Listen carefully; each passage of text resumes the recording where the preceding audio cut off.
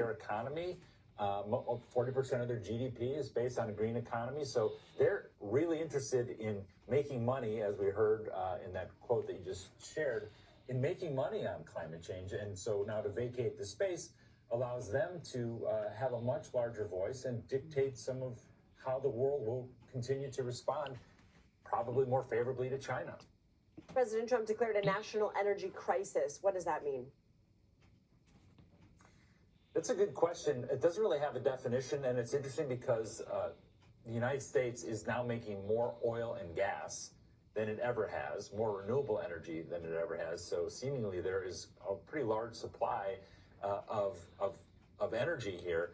But what this executive order allows him to do is to try to waive regulations and fast track fossil fuel projects that are coming through the pipeline, and doing that by telling the EPA or telling the Department of Energy, the Department of Interior, to move these things forward. So it's really telegraphing. It's a strong signal to his own administration to waive regulations and move forward. I spoke earlier today with Dr. Michael Gerard. He's an environmental lawyer at Columbia University, to put a little more context around some of these executive orders.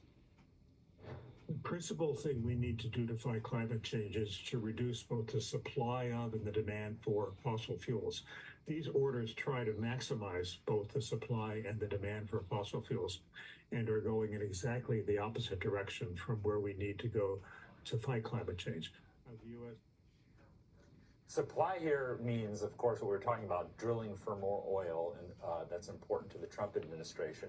But demand is also an important piece here. Some of these executive orders are designed to eliminate or reduce some of these tighter fuel economy standards that have come in during the Biden administration, which would make cars more fuel efficient. So he wants to get rid of that, so you'd use more gasoline there.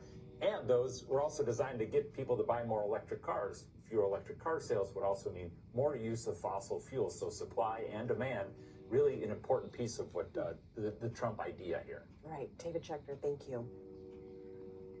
A fire at a ski resort in Turkey has killed more than 70 people. The fire broke out late Monday night in Bolu. That's located about 100 miles northwest of the country's capital. Police have detained 4 people in connection with the fire, including the hotel's owner. The fire started in the building's restaurant. The initial cause is not yet known. Harvard University has agreed to settle 2 lawsuits that accuse the school of allowing anti-Semitism on its campus. While Harvard did not admit to any wrongdoing, it has agreed to provide additional protections for Jewish students. The university will also provide new training on combating anti-Semitism to staff members. Harvard is one of several